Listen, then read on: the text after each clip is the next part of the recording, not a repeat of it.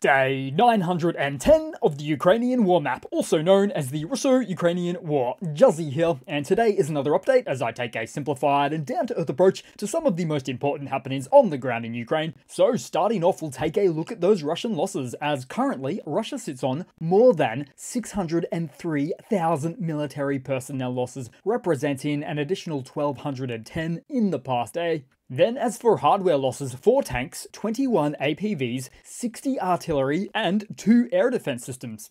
And as for a quick update on the percentages shown, I've simplified some of the unnecessary complexity for now, due to some of the confusion that the high and low end estimates caused, as it relates to the Russian-Soviet stockpile exhaustion figures. So in the least, it's a bit tidier for now. And as always, disclaimer, this is still a beta version, a work in progress, with a tremendous amount of research involved, not to mention that not even Russia knows exactly how much of what they have left, depending on the platform. But having said that, with time we get closer and closer to a more accurate picture, which is what you see here as it stands right now. Then headed to the Russian map, where the Russian forces are attempting to take back, or planning to take back, 1,604 square kilometers of land surface area within Kursk, or 2,271 square kilometers, including the Klishkovsky salient. All of which Ukraine has either taken control of this land or put the control into serious question. And so then headed into that western salient, as Ukrainian forces are continuing the campaign of successfully striking various engineering platforms and pontoon crossings, with one example which included the use of a HIMARS rocket on a newly setting up pontoon position, with this strike naturally designed to get or keep Russian forces cut off from the southern side of the river, because once they lose it, it may be incredibly difficult to take back.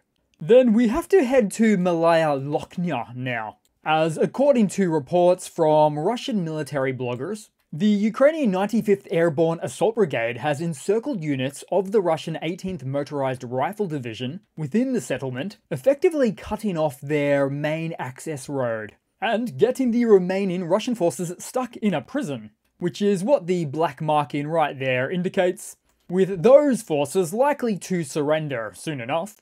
And interestingly, for the map position enthusiasts among you, you may notice that this map of Ukrainian advancements starkly contrasts to how it looked from just a day or two ago, as Ukraine has really consolidated positions in the central northern region of the Kursk offensive, and upon zooming back in, you'll notice that various grey zone settlements, like these ones here, containing the yellow filter, are all but guaranteed to become collapsed Russian positions shortly due to Ukrainian advancements.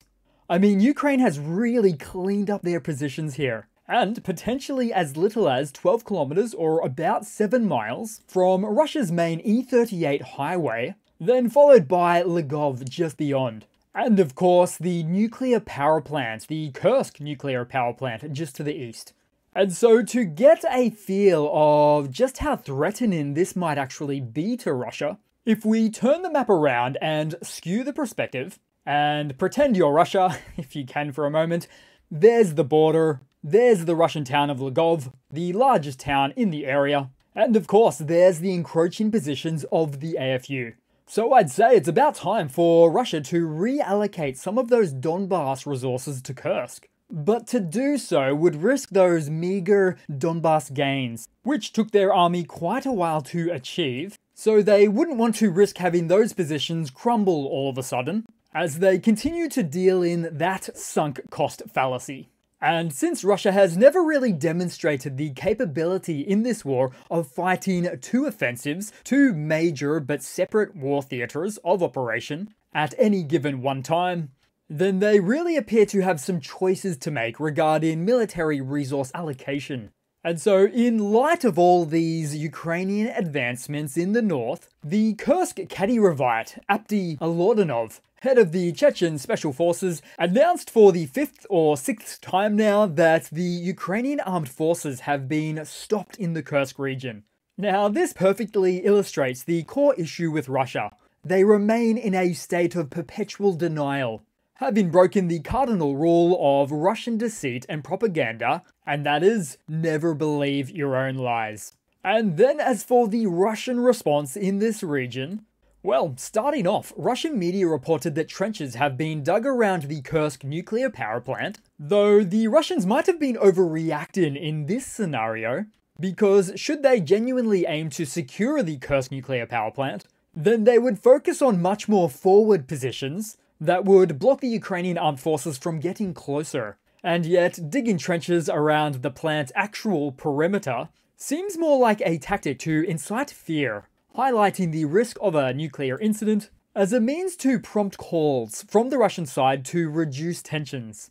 However, it is worth noting that Russian strategies can be quite erratic and not always based on logic, but either way, the Ukrainian forces do not have to physically take the plant to stop its energy production and supply. They just have to be close enough to take out the transformer stations, if they so choose. Then as for more Russian responses, the Russian Defense Ministry announced the creation of the Belgorod, Bryansk and Kursk troop groups.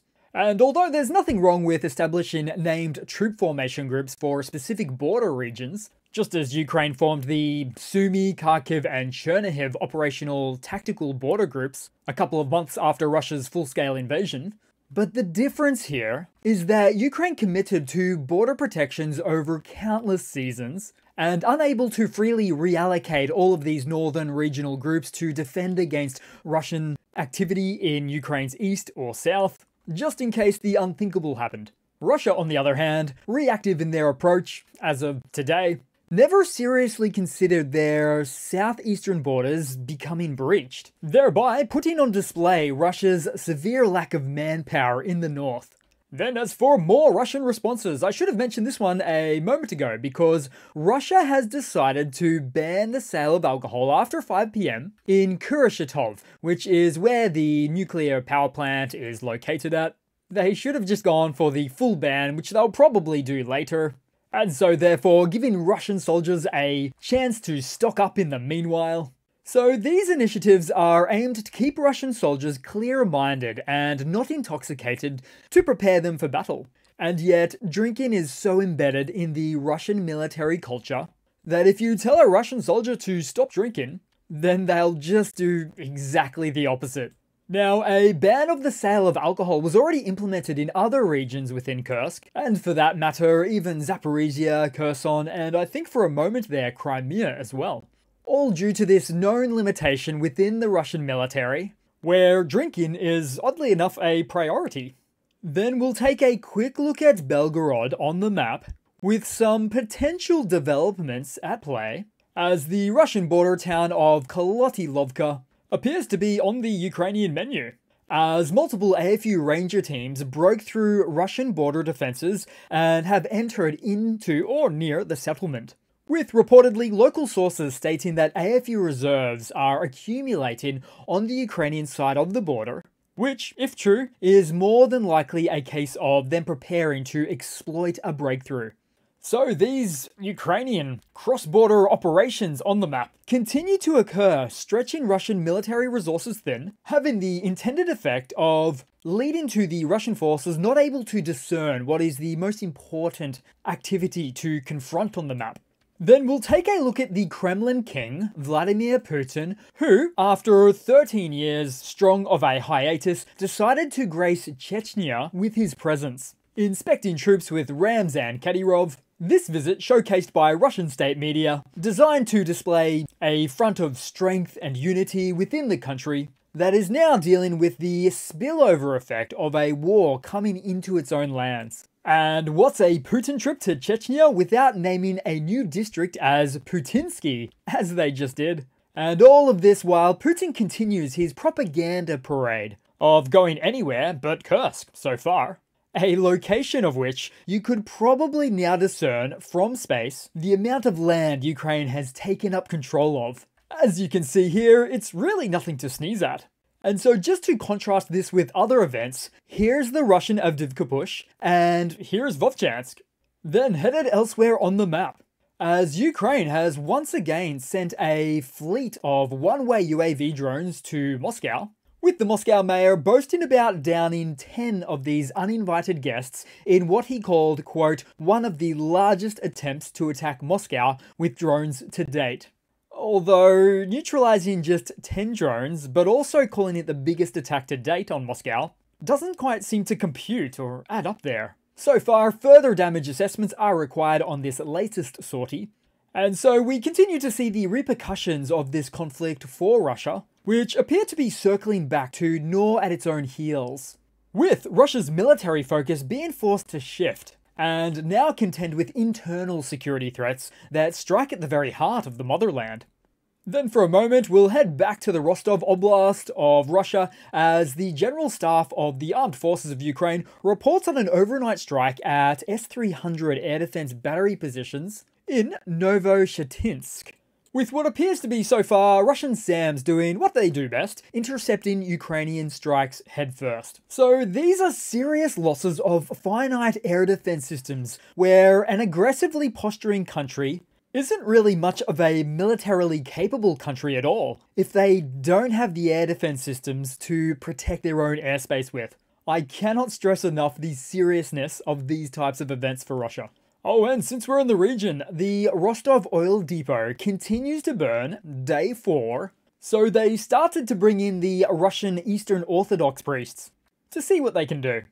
Then to look around the map, and not specifically related to Kursk, we saw a Russian MLRS Grad missile that flew into the wheel of a pickup truck of the Ukrainian military, and did not detonate. Likely old munitions that were complements of the Democratic People's Republic of Korea. And what a great name, as there is nothing democratic or people-focused when it comes to North Korea. Then also on the map, we saw some Russian post footage as their vehicle came into contact with a landmine, with an ensuing blame game as the occupants started blaming each other about whose fault it was. Then we also saw some footage of Ukrainian soldiers inspecting a destroyed Russian T-80 BVM main battle tank.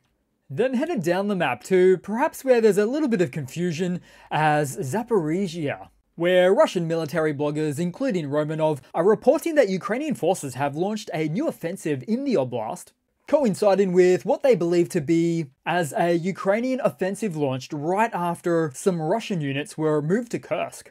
Perhaps a bit of an inadvertent OPSEC leak right there as well.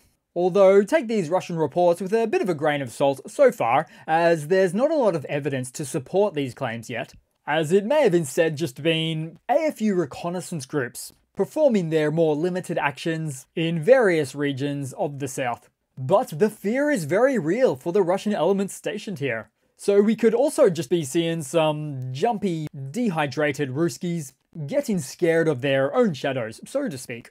Then headed across to a super quick funny to round it all off for today, guys, the quickest one you've ever seen, as we saw how Russians were once again sighted using electric scooters, reportedly at frontline locations in the eastern sector, and yet they should genuinely know better at this point to not have such a close column formation, even if it is just the e-scooters of the Russian two-wheel army. So that's it for today, guys. Thanks again for watching. Please continue to like and comment. Thanks again for all of the subscribing, the support, and I do hope to see all of you guys there in the next one. Cheers!